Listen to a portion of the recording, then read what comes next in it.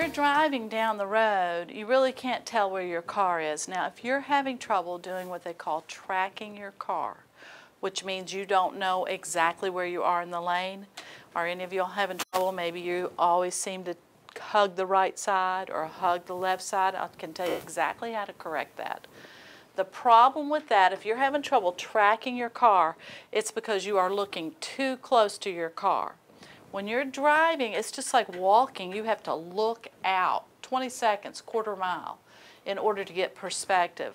Just as if I were to try to walk in a straight line looking down at my feet, you can't do it. Or looking up in the air, you can't do it. You have to look straight out. So if you're having trouble tracking, it's because you're not looking up.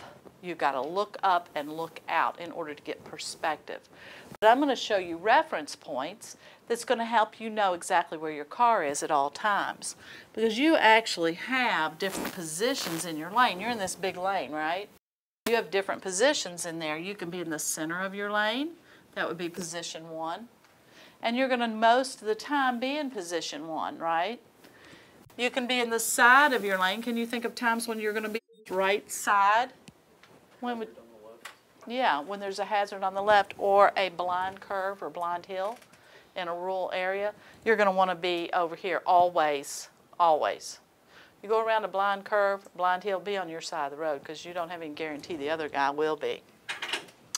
Or you might be over here on the left. This is lane position 3. Over on the left-hand side, when would there be a time that you would do this? If there's a hazard on the right-hand side? Yeah, or maybe even a pedestrian or a bicycle, okay? Something that you can share the lane with. Now, you can share the lane with anything that is propelled by human motion. So you can share the lane with a skateboard, a scooter, a bicycle. That means as long as you give them 3 feet, you can still be in the lane. So you might want to be all the way over on this left-hand side, right? Or it could be a pothole, anything. A bad shoulder sometimes, you know, out in the country, the shoulders are bad. Now I'm going to tell you how to know where you are in your lane. When you're in this lane position 1 right here, you have 5 reference points on your car. Your reference points, like I said, are points you can see on your car that show you where you are in relationship to the road you can't see. Your reference points are the center of your car, your 2 side mirrors, and your back door handles. Those are the reference points that we use. Now you can't see your back door handles, right? But you know where they are. So when you want to be in the center of your lane and you want to check, looking at this line, now this is perspective. This line will look like it runs right through the center of the passenger side of the hood. It's just right to the center of your car. Looks like it runs right through your passenger. You are in the center of your lane, okay? Now you can't drive looking at that line. So you're going to glance over there and you can see where you are, right? But when you're driving, the line of sight is your path of travel. You're looking up, right? But say you have to get way over for a blind curve and you can't really tell. There's mailboxes over here and you're worried about hitting that mailbox. When this white line is running right dead center through the middle of your car, you still have 6 inches on this side. You can get all the way over to where that white line's running right through the center of your car. You're still not off the road. And when you're way over here, because there's somebody over here, but you don't want to get in this lane because of oncoming traffic, this line here will appear to run right underneath your left side view mirror, or that sometimes they will say right through your headlight, but you can't see your headlight. You can see your left mirror. Runs right underneath your left mirror. You still have 6 inches on this side before you are over.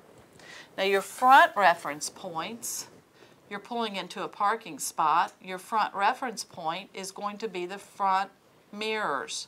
So you're pulling into a parking spot in a grocery store and you can't tell how close you are to this car over here.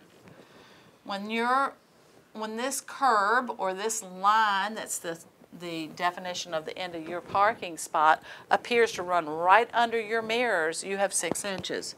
Now this is approximate. If you drive a car like mine, mine's a little bit longer in the front. If I do that, then I'm up on that curb. You have to get in your driveway and pull your car up and get out and look.